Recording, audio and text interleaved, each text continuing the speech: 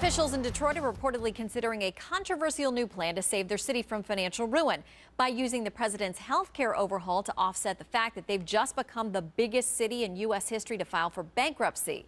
The Motor City owes some $5.7 billion in retiree health care costs, and now officials are apparently considering pushing folks onto the president's plan who are too young to qualify for Medicare. And while the administration has vowed that the U.S. taxpayer will not be paying for a Detroit bailout, if this plan goes through, it could mean U.S. taxpayers will end up footing the bill for more than just Detroit retirees. Michelle Malkin is a columnist and Fox News contributor and joins us now to discuss. All right, Michelle, we've been told no federal money allegedly is going to Detroit to help with the bailout. This might be a backdoor way to make that happen, though.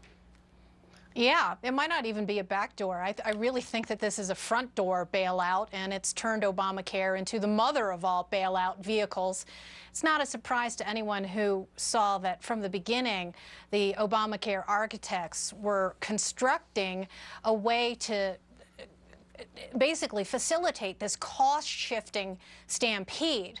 And what Detroit is doing is not actually new, because a couple of months ago, Rahm Emanuel and the city of Chicago announced that they were going to do the same kind of thing, dump their retirees or near retirees onto the Obamacare system. And it is a huge injustice, not only to hardworking taxpayers who have been responsible, but to people who live in cities and states and localities that have not racked up these huge, massive, unfunded liabilities. Yeah, and you mentioned in Chicago where, of course, there's a lawsuit pending now by a lot of folks who that's not the solution they're looking for. I mean, a lot of them say they took public jobs, they stayed in them for a long time because of the benefits that pay off long term. You may, in a lot of cases, make less in the public sector in the short term, but the benefits are, for a lifetime for many folks.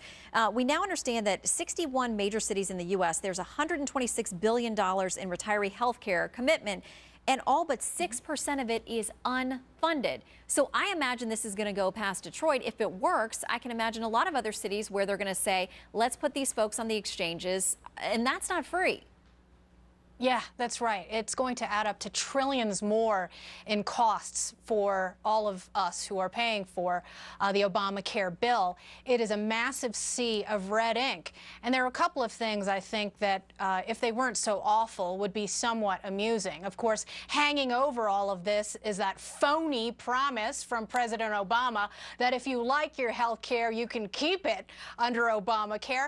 And now we have all of these public employee union workers, government workers, who are balking at the prospect of being forced into the very plan that their union bosses foisted on the rest of us. Well, kind of interesting. Professor Timothy Jost, who is a law professor at Washington and Lee, he makes some really interesting points, and he's really followed the law and its implementation as we've seen it roll out. He says, this is mandatory spending. If Detroit and other cities put these retirees onto the exchanges, it's mandatory government spending. So it's not like the feds can say, we didn't expect this, we can't pay for it. He also notes that if it does work for some of these retirees, they can actually have to pay more ending up in the exchange than they would, obviously, if they stayed under the plan they thought they were going to get. And the one that a lot of times they agreed to other concessions or deals because they thought they were getting those benefits.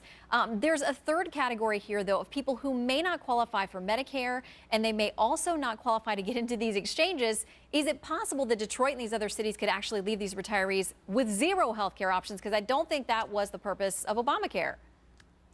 All trenchant points, and I think that analysis points up to the fact that, yes, there will be a lot of these orphan workers or retirees who have nowhere else to go. I think it's going to be a huge legal headache and thicket for years to come. And then, of course, we're operating under this fantastical assumption that these healthcare exchanges are going to be up and working at some point, if any. Remember that HHS announced that delay in the dead of night right before a vacation weekend, that they were not going to be ready by 2014, which we all knew, many of us, from the very get-go. This whole thing has been a huge charade. It's blowing up in their faces, and the only recourse they have left is to plead with Hollywood celebrities to sell it to delusional young people. Well, we'll see. We'll see if it sells in Detroit, Chicago, or anywhere else. Michelle, thank you. You bet, Shannon.